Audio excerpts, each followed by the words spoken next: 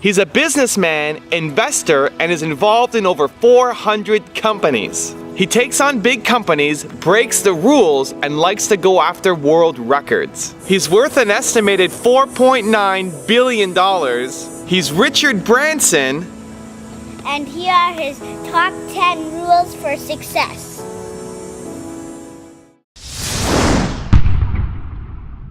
I mean, I am dyslexic, and therefore I think I've been very good at keeping things simple because as a dyslexic, I need things to be simple for myself, and therefore Virgin, I think, when we launch a financial service company or a bank, we do not use jargon. Everything's very clear cut, very simple, and I think people have an affinity to the Virgin brand because we don't talk above them or talk down to them. I mean, I think a lot of people do not have the courage to try to start a business. And all I would say, I mean, I've written a book called Screw It, Just Do It. And it basically is trying to say to people, just give it a try. Actually, sometimes a very, very small amount of money is all that's needed to start a company. I mean, my mother found a bracelet on the street and she handed it into the police station. And after 3 months, the police let us sell it. And the couple of $100 was really critical at a critical time in the development of our business. So all I say, just give it a go, and good luck on that one. I think the most important thing about running a company is to remember all the time what a company is. A company is simply a group of people, and as a leader of people, you have to be a great listener, you have to be a great motivator, you have to be very good at praising and looking for the best in people. People are no different from flowers. If you water flowers, they flourish. If you praise people, they flourish, and that's a critical attribute of a leader. There's a very thin dividing line between success and failure when you start a business from scratch. And if you don't have enough money to pay the bills, you go the wrong side of that dividing line. And if you can somehow get enough money to pay the bills, you stay the right side of that dividing line. I've always been running faster than perhaps I should, and I have great difficulty saying no to things, so keep on taking on new things. And we've just managed to stay the right side of the dividing line over the last 50 years in business.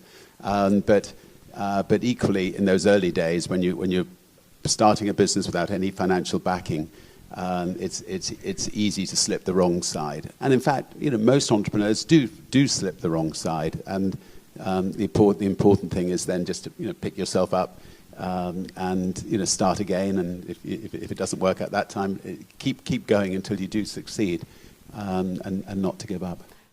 I think the next stage is to be a great delegator, and not try to do everything yourself. Try to find people who are better than you all the time. Try to find people who are better than you to put you out of business effectively. So whatever you're spending all your day doing, try to find someone who's better than you to do that, to replace you at it, so that you can go off and think about the next big picture. An entrepreneur is not a manager. I mean, an entrepreneur is somebody who is great at conceiving ideas, starting ideas, building ideas, but then handing over to really good managers to manage the businesses. The moment you've got more than one business, you can't be hands-on doing everything.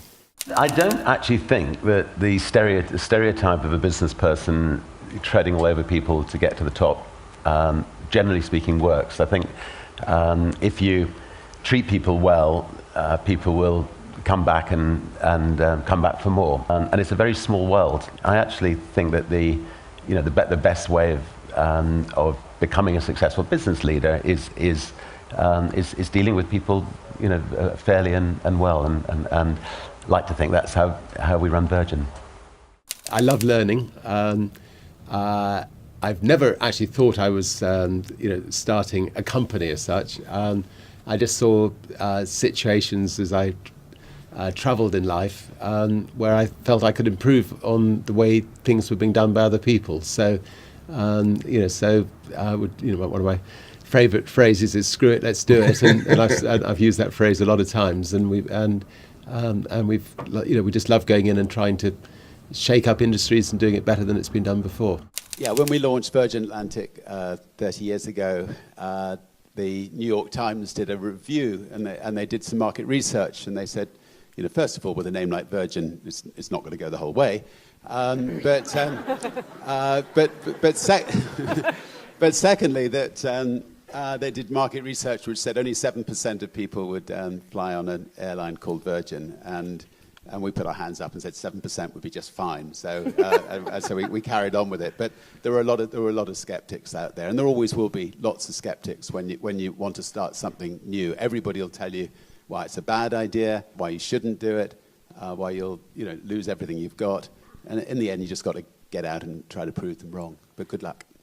I think the word business, it becomes a business, but what you're doing is you're painting a picture. You're trying to create something to make a difference to other people's lives. You have a blank canvas, and you're filling in every little bit of that canvas to get every single little detail right. And if that canvas, sings out at you at the end, and it's a beautiful picture, your business is going to be successful. If bits of the canvas are not quite right, your business may fail. So if you set up to change people's lives, you've got to get every single little detail right.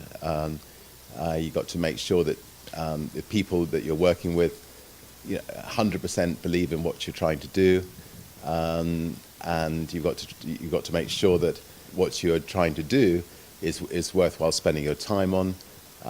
And at the end of the day, you want to be sure that that the people's lives you've affected, you've really you've affected them and benefited them. And if you get all that right, hopefully you'll be able to pay the bills at the end of the year.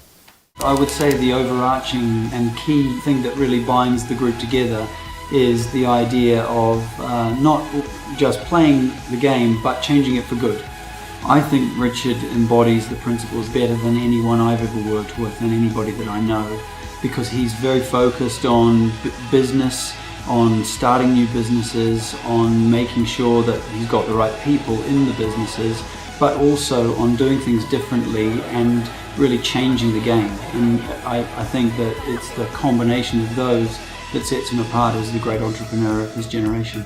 Thank you guys for watching. I made this video because Arlene D asked me to, so if there's a famous entrepreneur that you want me to profile next, leave it in the comments below and I'll see what I can do. I'd also love to know which of Richard Branson's top 10 rules you like the most. Leave it in the comments and I'm going to join in the discussion. Thank you so much for watching.